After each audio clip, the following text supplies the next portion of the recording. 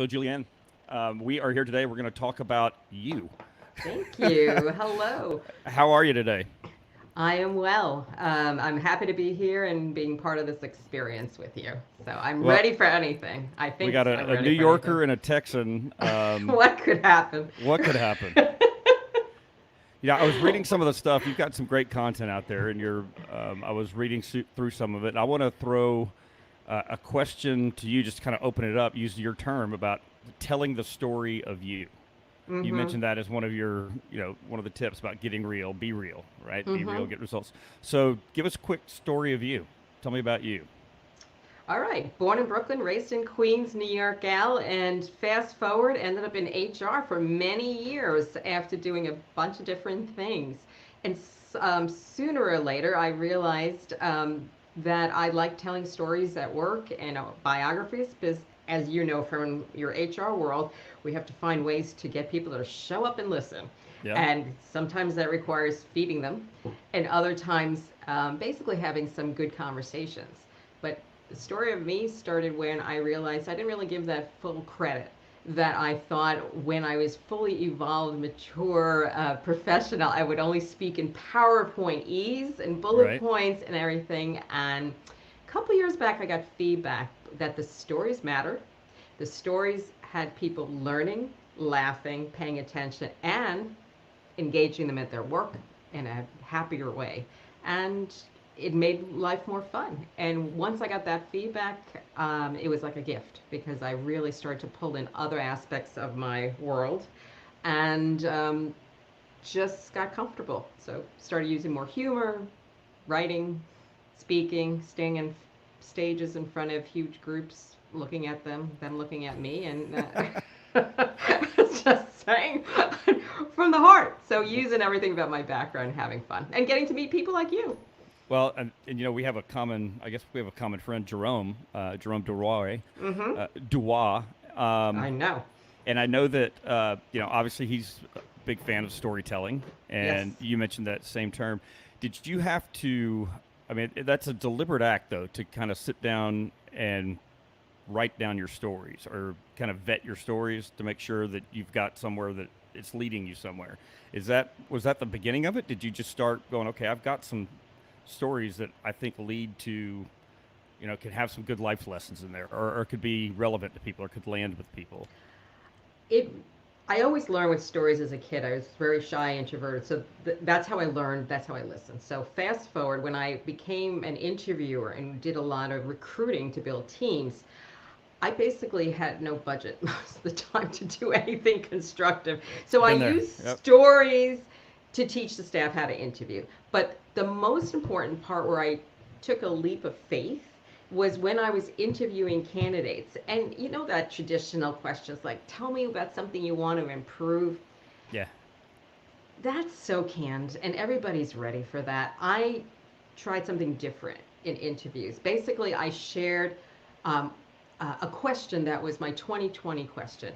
Tell me something that went horribly wrong, Uh huh. but you learned a lesson and you embedded it into your existence moving forward.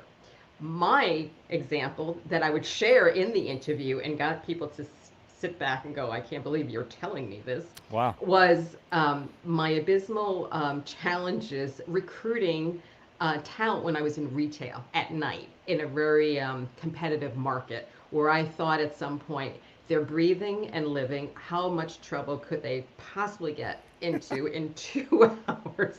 Well, apparently a lot. Yeah. And building on that, I used that example to coach managers when I went internally to start recruiting and coaching staff that were management in retail, that you didn't want to do that. And I used some of those stories in interviews. So here's what happened. Besides the shock of your interviewer telling you a real story and not just a canned presentation, people opened up. They relaxed. I got to hear things I normally wouldn't. But the good news was when they left me, because we had actually developed a rapport and some understanding, I was able to represent them more effectively when it came time to meet the manager. Because as you know, Those interview follow-ups are never in the moment. They're usually maybe a week, a couple of weeks, a month, depending on what kind of level of search you're doing. And it really started to show. And then the other good news is when those folks got hired, I was able to advocate for them because I knew a little bit more of their grit. Mm-hmm. But one of the other things that happened is one person I interviewed that never got to work with me, we became lifelong friends and we're working on projects now. Oh, is that right? Another woman referred me to a big consulting project when I got out because she remembered, that I was the real deal. So that was not my plan to build my sales force of people that would advocate for me, but it was an upside of the fact that I showed up as I was and took it from there. And it makes So, it more enjoyable.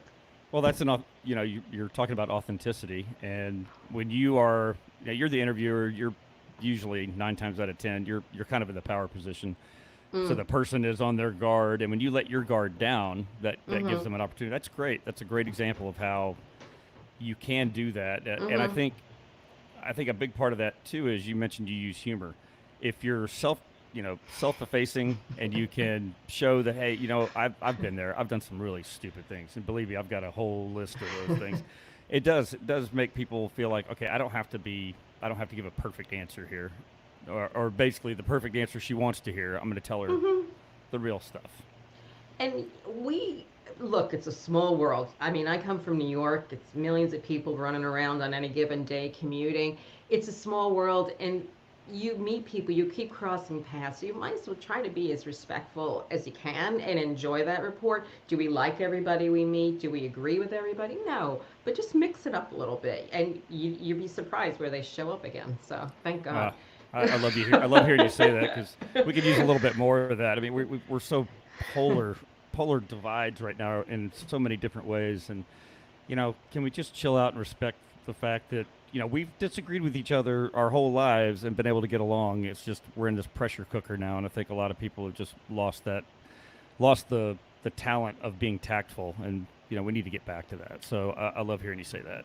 And it's sometimes simple things. Like I don't write a book or I don't write articles because I want to preach out. I want to teach myself and remind myself. And it's simple things. Somebody stopped being heard, somebody's angry, and then we stopped listening.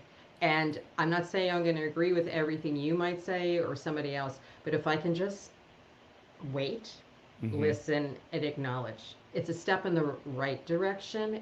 and get context. Again, may not move forward to agree, but context helps. The backstory helps. And those little moments start to build something. At least that person feels like, well, that person gave me the time of day, basically. Yeah. Happens all the time. We have so many different interactions in a given time. And I'm not saying we're ever going to clear all our reactions, but if we can interrupt it, give ourselves pause, we're pretty good. So there's a whole stream of things attached to that, but I'll let you ask the next question. So. No, I was just going to say, could you imagine if we talked to each other at work like people talk to each other on Twitter? It would just be a horrible place. Somehow we know how to rein it in and talk to each other professionally until we get behind a social network and then it goes crazy. But that's a Mm-hmm. whole nother deal.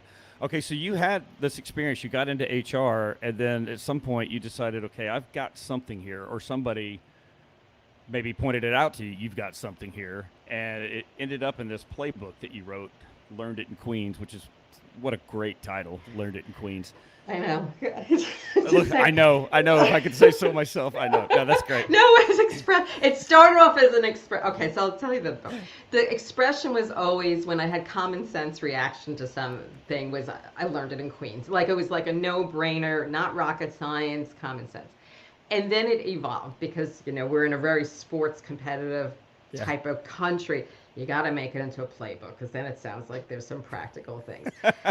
And then the man who helped edit it and reconceive what was originally a speech into the book says you're talking about digital communication. You have to put it in the title. So I'm like, we added that. So it became the longest title on the planet. Yeah. But the title really started as a complaint, the whole book, because I before I got an opportunity to talk about this topic, to write a book, I was walking around complaining in New York to myself, not out loud, but that we had mutated into a head down, living in a bubble species, that we had stopped having eye contact because we're not Hmm. getting videotapes, which is a pity because you see all my expressions. But there's phone, that we had phones. You go in everywhere and everybody's got their heads down. And like the cops that have their heads down, everybody has their heads down. No matter where you are, you go to a restaurant, people have their heads down. And I thought, that's an issue. And the reason the book came to me is I started to look at every conversation, every time I got into there was conflict at work, 9 times out of 10, it was because people stopped listening, like you said, or they read into what they received in an email, and then there was text or whatever instant message was happening, and usually what's wrong. And they had projected all their stuff into the message and just simply overreacted. Yeah. So, overworked, overtired, distracted. So the book started to come out of that little vent, and then it went onto the stage, and then it turned into a book. Well, and So, the title that you're talking about, Learned It in Queens Communication Playbook, Winning Against Digital Distraction. That's the entire title, right? yes, you will have incredible lung capacity if you keep saying that 15 times any given day. And it's exhausting when I have to write the title into a text or an email. I'm like, short titles Yeah, next time, short right? titles. Well, and I might have shared this with you too, but that it's true. I wrote an article, might have been a couple years ago, called "The Look Down Generation," because Okay. we have a look down generation. They're just used to constantly doing exactly what you said, and Mm-hmm. we had at the time our son was just getting to driving age, and Mm-hmm. we go to these for about 15 years. Honest to God, every Friday we would go to the same Mexican restaurant because Okay. it was our kid's favorite. So every Friday that was our family thing, and it's about a mile and a half from our house. So when it was a big deal for him to get his driver's license, we're like, "All right, Jack, you get to drive this time."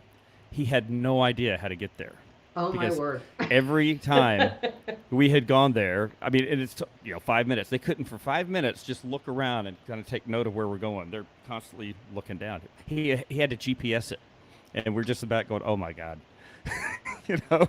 See, I was the other because part of the reason I use Queens, it's a big thing because we were like the lower level borough out of all the boroughs in New York City. Like Manhattan always wins for Yeah, everything, and so we had to strive harder. And we're one of the most diverse places on the planet and in the country.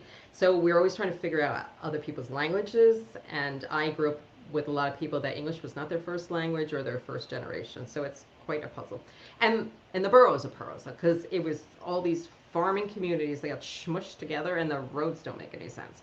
So you put that in a bunch of people, a couple of million people, crowded together, and you have some interesting dynamics, just like what we go through in our digital place.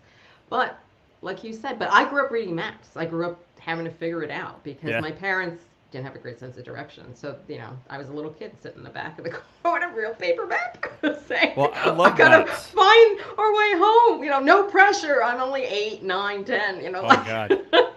Yeah, I imagine the drive home for you guys was a lot tougher than, like I grew up in South Carolina for a while, and it's like, okay, we're going to be on this road for 20 miles, and then we're going to take a left. That's a little bit different. But don't you see it? Like, do you have any friends and family from the East Coast? I mean, you may Oh not yeah, have. oh yeah. Okay.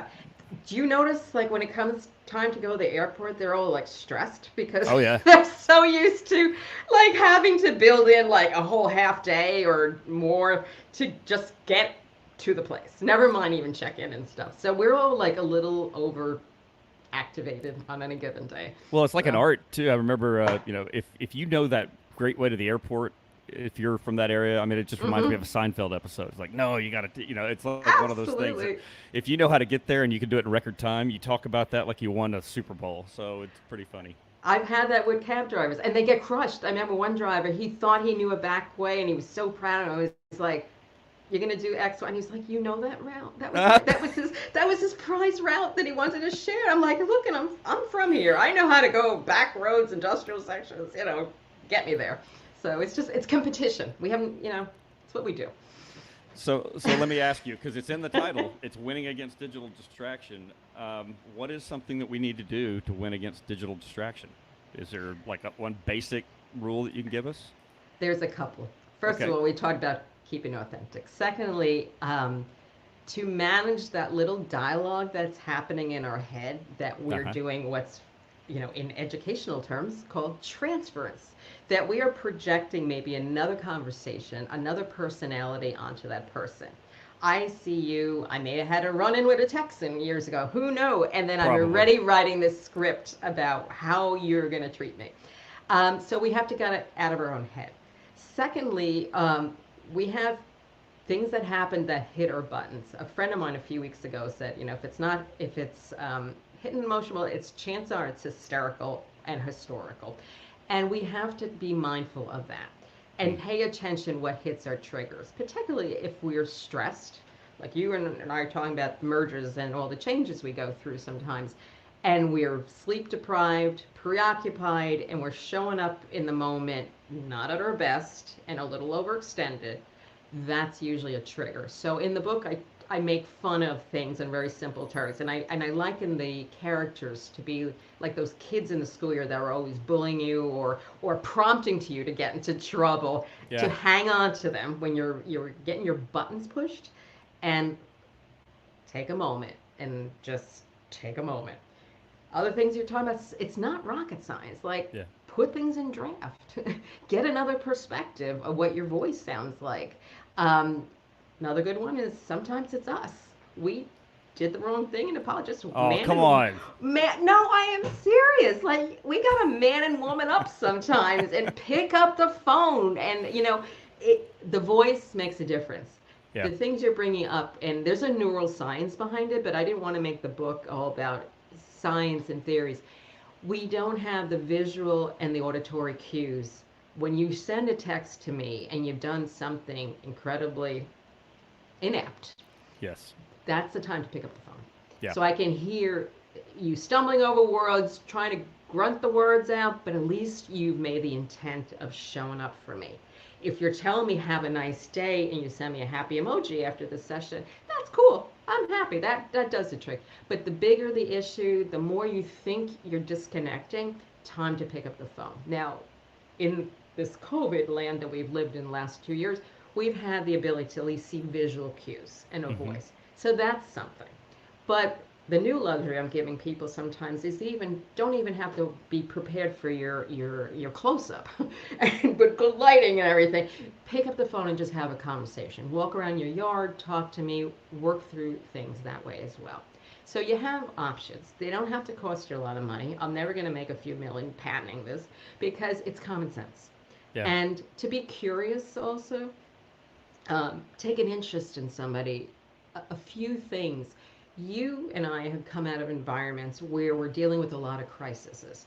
We need to build trust. We have to have people that listen to us and take us at our word. We can't show up and expect people to care, listen, and take us at our word if we're never there before. So you got to invest time before there's a challenge and a problem so people at least know what your values are and where you're coming from. And take it from there. Well, in HR, and we both have spent a lot of our career in HR. You have to be a human too. So Mm. they can't look at you as the HR lady or the HR guy, which I know this has worked for you too because you're a naturally humorous person. You have a gift for comedy.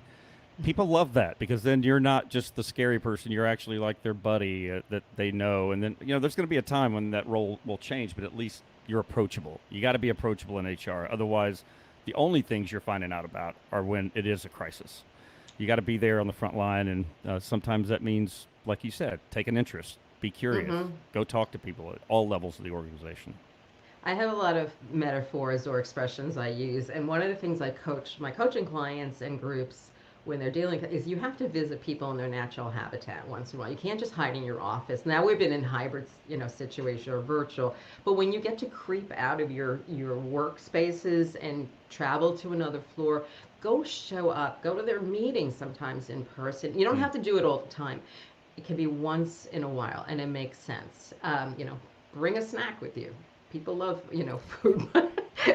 But I, as an HR person, I had to sometimes not carry folders when I went someplace because there was, we go through patches of like intense challenges of reorganization. I was like, hey, I'm not carrying any paper. It's a good day. Right. Like it's simple things to put the human back into the folks. I had wanted to, I was playing with an idea of writing the original, I had HR handbook way back when, where I was, Hmm. the first chapter was going to be, don't eat other people's food. Like start with the basics. Like, how hard is this? That's Like, you're fantastic.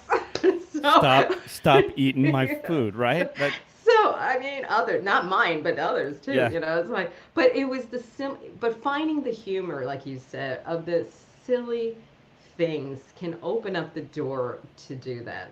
Sitting with somebody, listening to them vent for a few minutes, and then turning around and say, "Don't say that in public Hmm. ever again," and here's why. Yeah. But you're not going to get that kind of trust if you're yelling at them and talking to them in a dismissive tone. And we all have to learn. So. Well, and you mentioned, and I think this is what you were alluding to. You didn't bring paper today or whatever. I remember I had a boss way back who was a chief people officer, and I won't mention the name because I don't want.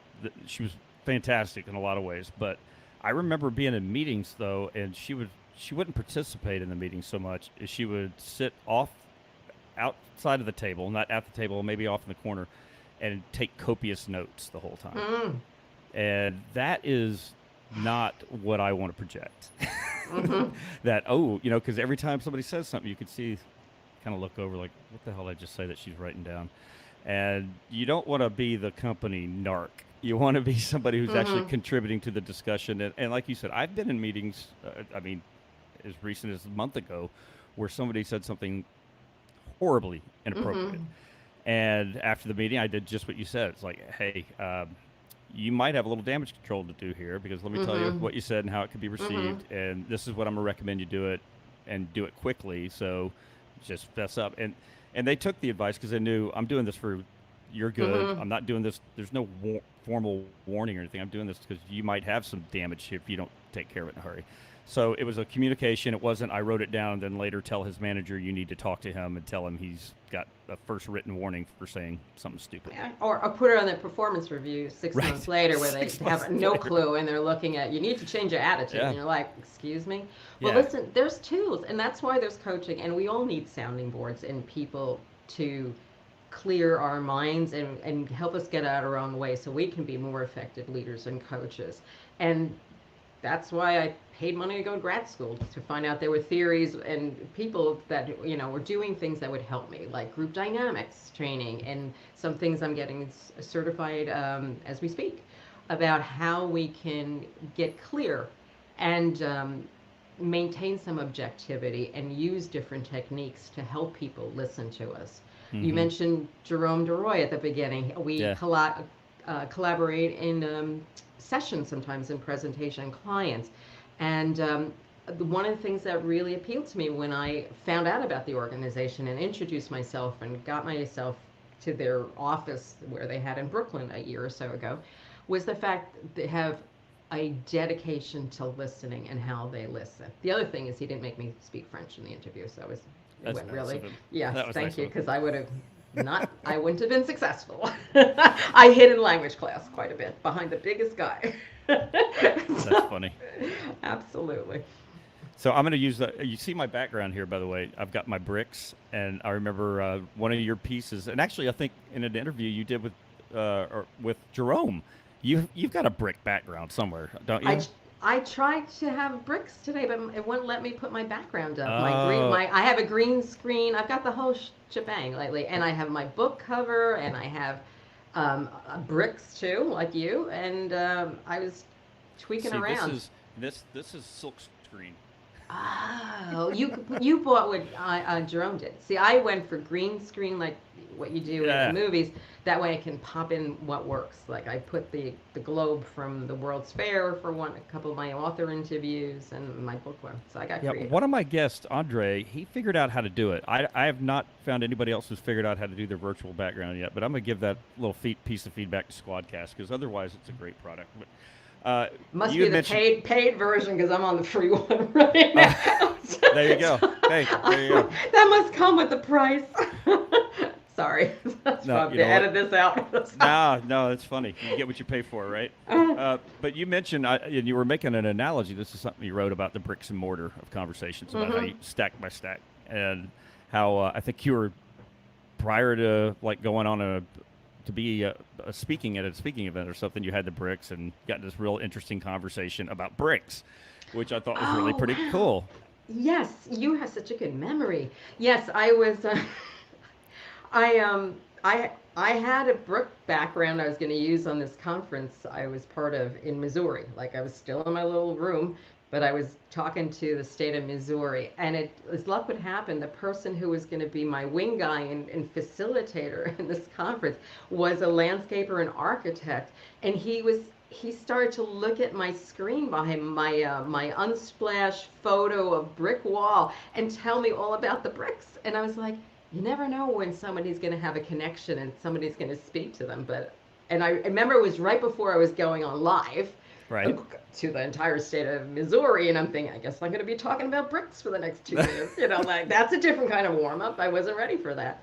But bricks do feature in my life because I use the analogy of a front stoop as a thinking prompt to people to um, invest time in having one-to-one conversations. Now, probably needs some clarification. What's a stoop? I was just In say for people here in the South, Yes, I'm gonna have yes, yes, Julianne yes. explain what a stoop is. I know, and it's in the book because a friend of mine from New York, when I was creating it, said you might want to explain what it is. Um, Stoop is a Dutch word for steps, front steps. Now, the Dutch were, well, first you had the Native Americans, then you had the Dutch move in, then the British came and the Dutch left.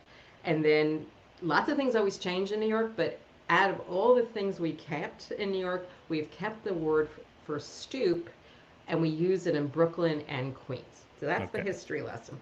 And it's the place, if you go on any show or anything, you see a lot of steps in front of houses, in front of apartment houses, where people congregate and they talk and they have side by side conversations and they people watch and they make fun of people, the usual stuff. Yeah. But it's a learning prompt for me to say that's how you have a conversation. We having a front stoop moment. We're looking each other, across a video screen.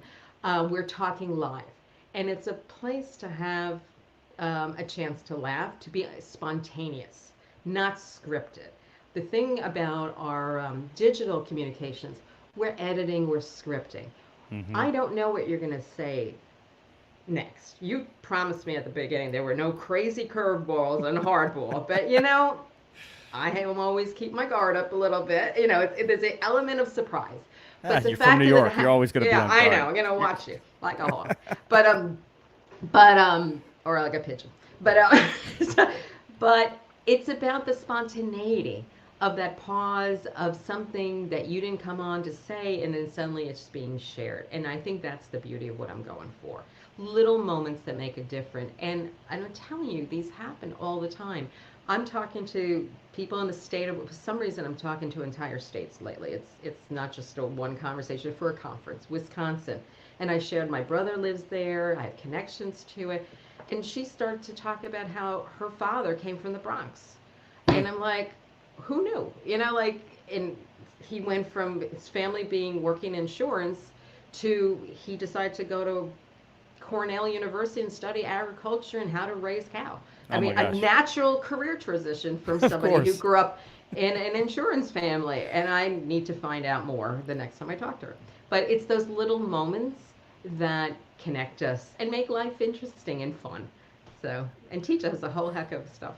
Well, and you used a term that I'm going to start using now because I loved it, and probably in interviews. But you were talking about these conversations and this particular situation where the gentleman started describing the bricks, and you said, yeah, you find what lights people up, share what Oh, lights you up. thanks. Yes. That's Yes. great. That's a great turn of a phrase there. Yeah. And I think it's like I said, it's the simple thing. I have faith in folks that as we have challenges, but with little moments make a difference. Sweeping changes don't happen with big initiatives sometimes. It's these one-to-one moments, these small conversations. You go into a store, you have a great interaction with somebody that you make their day and Yeah. joke about things at the cashiers. Whenever I see anybody in retail, I always remind kids, trust me, this job will come in handy one day Oh, when you have it to go, an example of what you had to endure to move to the next step. So it's those little interactions that make a difference. And you're right, it lights us up.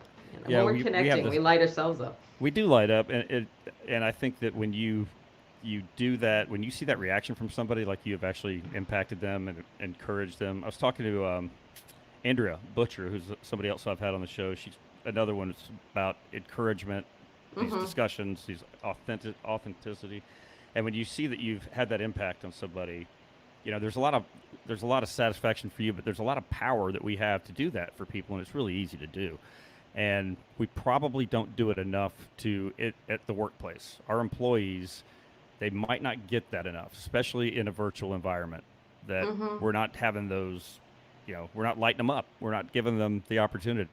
So that's my segue to the very topical discussion, because I know you wrote something about this and it's still relevant to anybody who's in HR, and it's this whole great return to the office dilemma, and Mm-hmm. it's everywhere. It's going to be different, maybe depending on what your business is or where you are in the country, and there's continues to be layers piled on with now with the possibility of mandates, and we've seen what's going on. Like, oh, I mean, hell, you're in New York. You just saw how 18,000 nurses Mm-hmm. termed and stuff. I mean, it's just things are going on right now. But what how do we what I mean, what is hot in right now for you as far as how do we get people to come back to the office, or how do we get them to consider how they're going to get people back to the office? It's such a dilemma right now in human resources. Nobody has figured it out. Mm-hmm. There's a lot of look, and I'll give you a perspective. I do a lot of listening. I have friends that range from clinical psychologists. My husband teaches and runs math department, so I've been doing a lot of listening about how people are learning to interact with each other, and then other industries like the financial services that have been mandated to come back in Mm-hmm. and been going in for a while.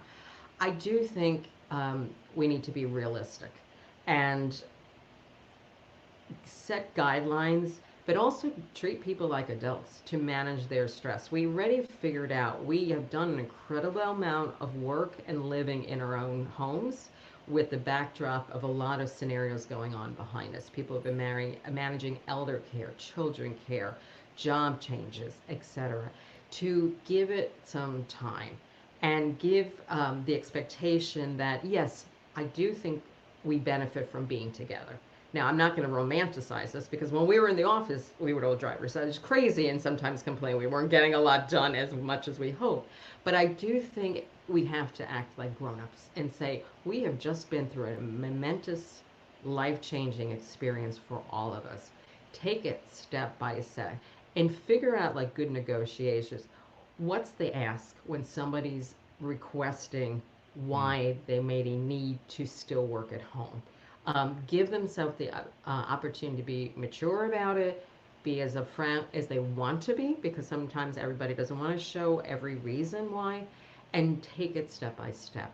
It is a challenge. I admire anybody who's navigating HR and the internal issues, but play the long game. If you're looking to retain the staff, keep them motivated. They did the right thing by us for this whole 2 years. Keep your eye on the long game, basically, is to engage, figure out what's going to help them develop themselves, and make it worth to come in.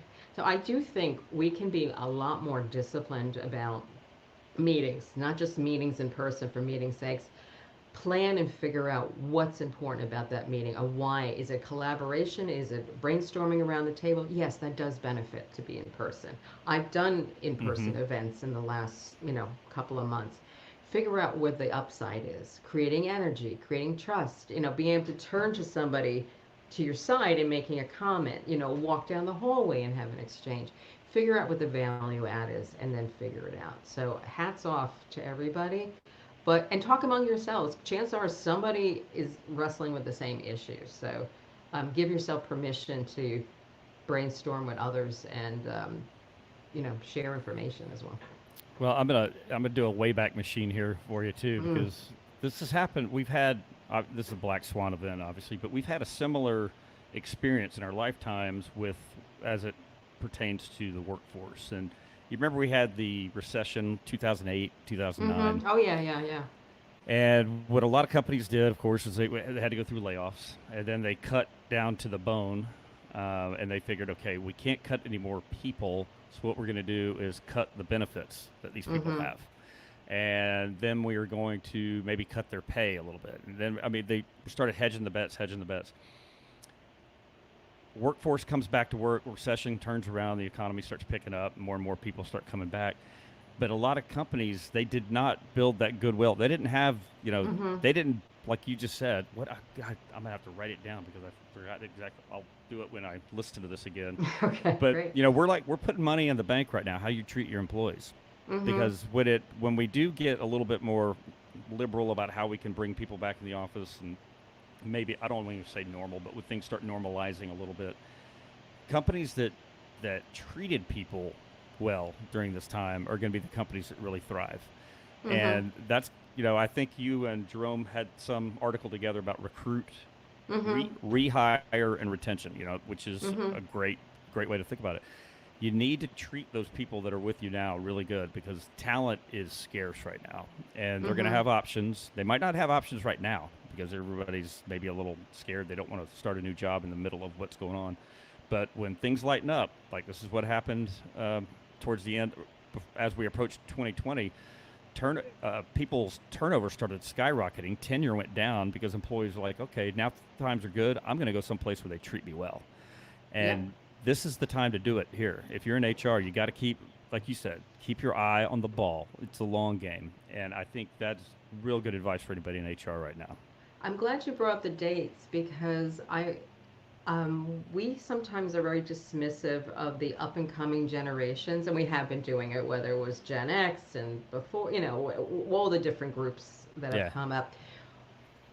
I would talk to a lot of the young people coming in when they were meeting with their, and after when they were hired and just chit chatting. You know where a lot of that I'm going to pick up and go and I'm not going to invest time comes from? We train them to be that way because they witnessed their parents' Yep. experiences. I grew up in a household, my father worked for the same company for 35 years with the New Yeah. York Phone Company. That was the norm. Um, I'm not saying it was always ideal, maybe from a corporate structure, but that was the norm. A lot of the young people looked at their parents working really hard, giving a lot, not being around, putting the work requirements first because they had to be competitive, Mm-hmm. and seeing, well, there was the payoff. Yes, we had a nice house and everything, but what was the emotional and psychological payoffs? So when they came in, whether it was grunge in the early 90s or whatever, they were like, I'm checking out and I'm doing what I like. So I think we have to look at that and again, invest and not just play lip service to it. It's tough, and there's other ways to save. I can't remember, there's a gentleman who's getting a lot of reaction now that he raised the minimum raised in pay rate in his company and lowered his so he could retain people a few years ago.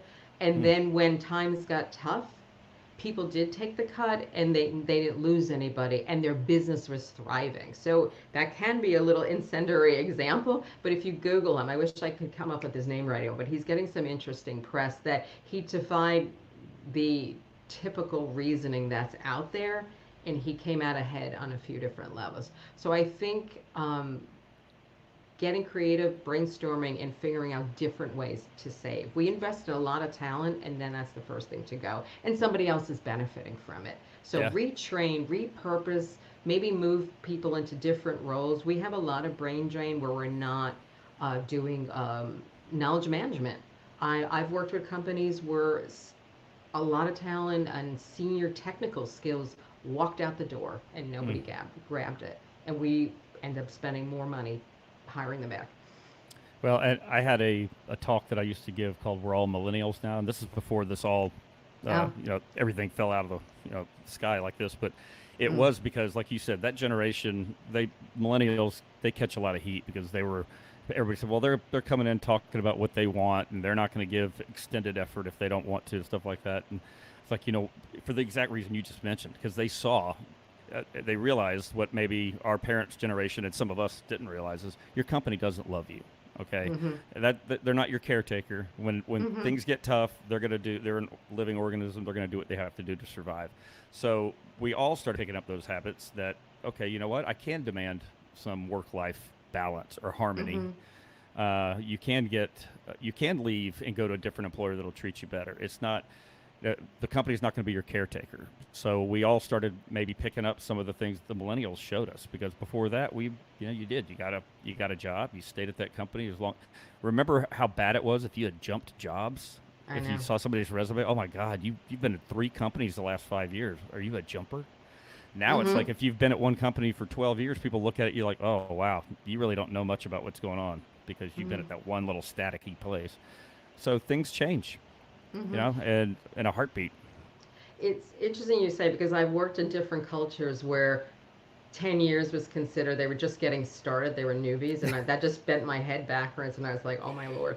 And then where if you hit 3 years tenure, you were a trooper and super resilient because there was so much turmoil and management change.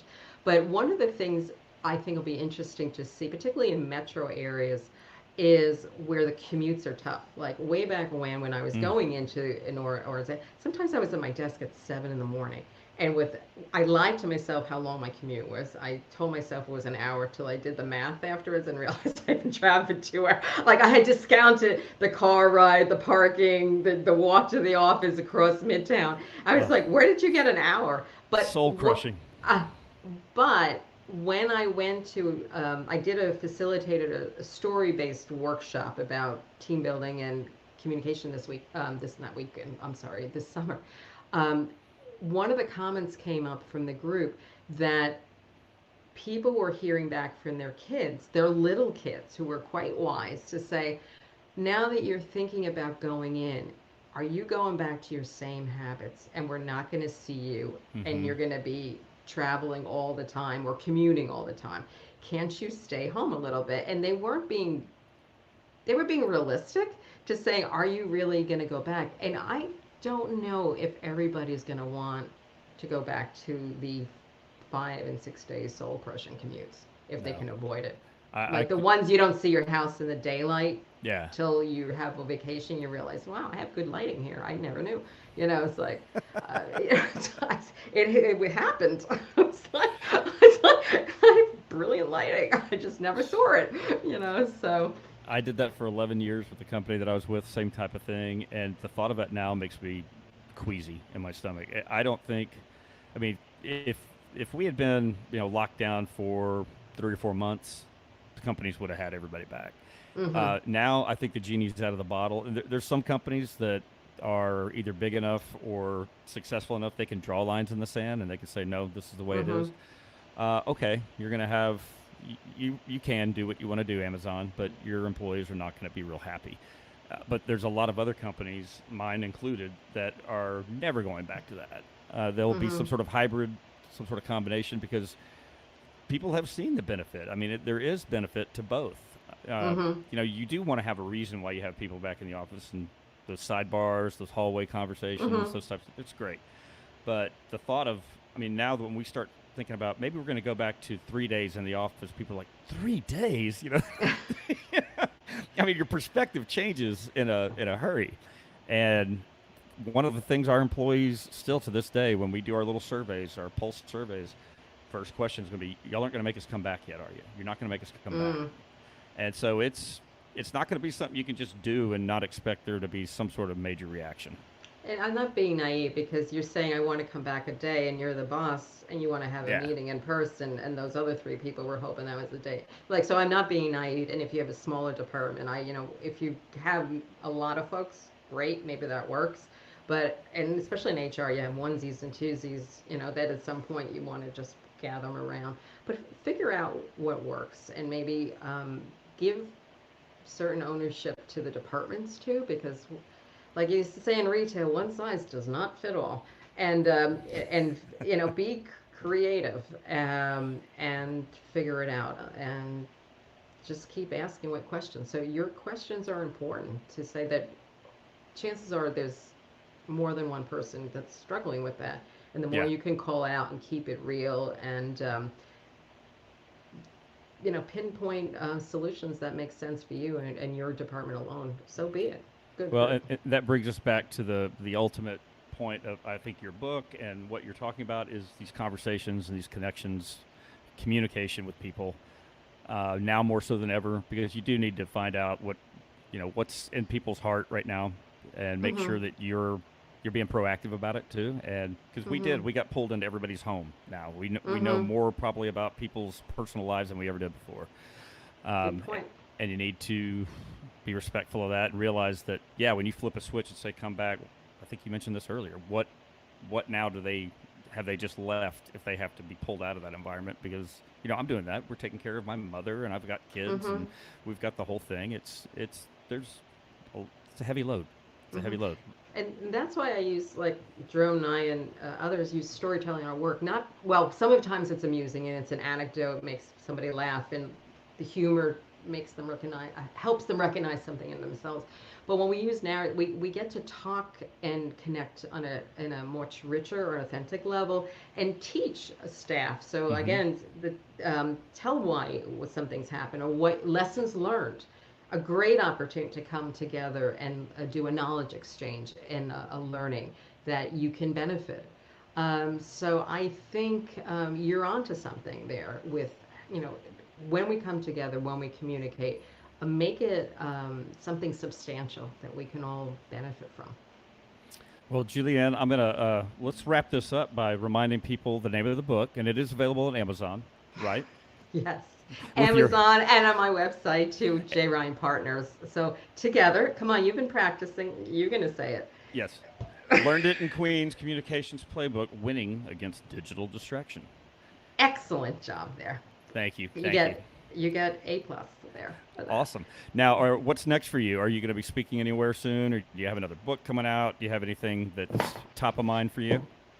Well, yes, I am speaking to the state of Wisconsin fairly soon, and then I'm always doing workshops and training and doing some coaching. So reach out to me, and we can connect. And I work independently, and I also have a collaborative group of wonderful resources like Jerome and others to talk about diversity and inclusion and equity and inclusion, I should say, and other topics. So that's good.